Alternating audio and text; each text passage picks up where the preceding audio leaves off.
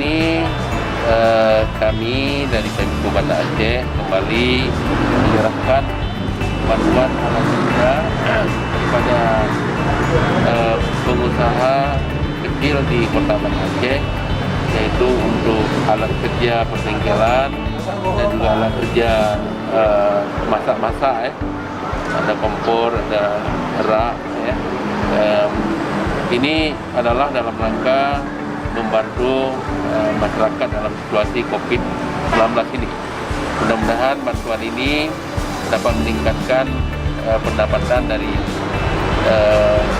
ibu dan bapak ini yang mendapat bantuan, dapat meringankan beban, kemudian juga tentu tidak mengeluarkan uang tapi sudah punya alat.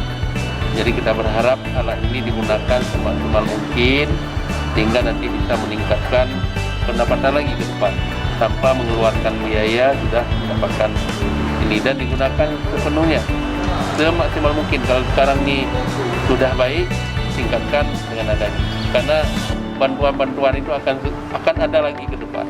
Tapi kalau ini tidak bermanfaat, tentu kita akan tidak memberikan lagi ke masa yang akan datang. Kita harap benar-benar gunakan semaksimal mungkin untuk menambah pendapatan dari Bapak Ibu sekalian.